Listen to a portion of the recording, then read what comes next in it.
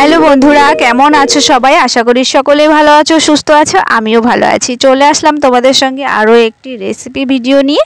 তো চলো তোমাদের সঙ্গে রেসিপিটি শেয়ার করছি। এখানে পনির আর আলু দিয়ে করব আজকে পনির সুন্দর একটি রেসিপি। তো চলো প্রথমেই দেখো পনির তো দেখিয়ে দিলাম। আর এদিকে আমার মশলা লাগছে, আর মশলার জন্য নিয়েছি জিরে, কাঁচা লঙ্কা, পেঁয়াজ আর আদা। তো এগুলো আমি পেস্ট করে নিয়েছি। এদিকে দেখো পনিরগুলো আমি সরিষার তেলে ভেজে নিচ্ছি। ভাজা তো হয়ে গেছে। তারপরে দেখো ভাজা হওয়ার পরে আমি জলের মধ্যে দিয়ে দিয়েছি। আর কেন জানো তো, এই যে জলটা দিয়ে ধুইলে আর এই যে তেলটা থাকে, এই তেলটা ছেড়ে যাবে। জল তার দেখবে ভাসা ভাসা থাকে ওপরের তরকারিটা যখন করবে, তাহলে সেটা আর ভাবটা থাকবে না। তারপরে দেখো এখানে পেঁয়াজ কুচি নিয়েছিলাম আর বেরেস্তা করে নেবো। আর এটাই তো মজার। তো দেখতে হবে কিন্তু বন্ধুরা, আর খুবই টেস্টি হয়, দারুণ হয় খেতে। তোমরা দেখতে থাকো। তো দেখো আমার এখানে বেরেস্তাগুলো হয়ে গেছে। তারপরে আমি তুলে নিয়েছি। তারপরে দেখো জিরে আর তেজপাতা আমি এখানে ফোড়ন দিয়ে নিয়েছি। তারপরে দেখো আমার পেস্ট করা মশলাগুলো কিন্তু এর মধ্যে তেলের মধ্যে দিয়ে দিয়েছি। তারপরে মশলাটাকে কষিয়ে নেব। কষিয়ে নেওয়ার পরে দেখো ভালো করে কষিয়ে নেওয়ার পরে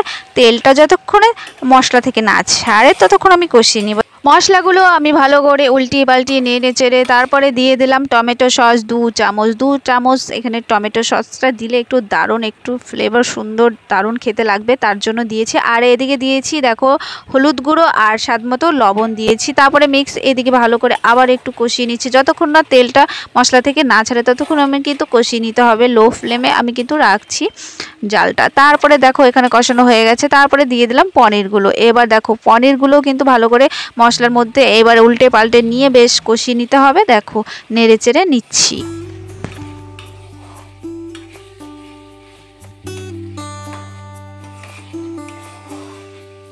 তারপরে এইদিকে দিয়ে দিলাম ভেজে রাখা আলু। আর আলুগুলো দিয়ে তারপরে পনির একসঙ্গে দিয়ে তারপরে দেখো খুন্তি দিয়ে ভালো করে আমি নেড়ে চেড়ে দিচ্ছি মশলাগুলো, যাতে ভালো করে আলু আর পনিরের গায়ে লেগে যায়।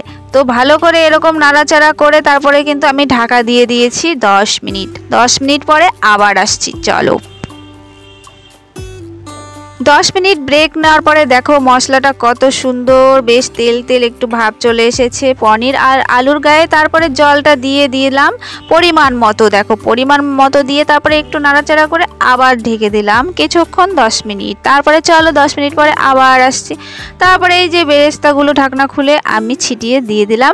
আর সাথে কিন্তু ধনে পাতাও মাস্ট, একটু দারুণ একটু লাগবে। আদার্স আমি কোনো মশলা এখানে দেব না, তোমরা চাইলে দিতেই পারো, অসুবিধা নেই। আর এখানে দেখো ধনেপাতা আর বেরেস্তা দিয়ে ছিটিয়ে দিয়েছি। তারপরে একটা দারুণ একটা সেন্ট আসছিল, বিশেষ করে ধনেপাতা এত সুন্দর সেন্ট ছিল, দারুণ।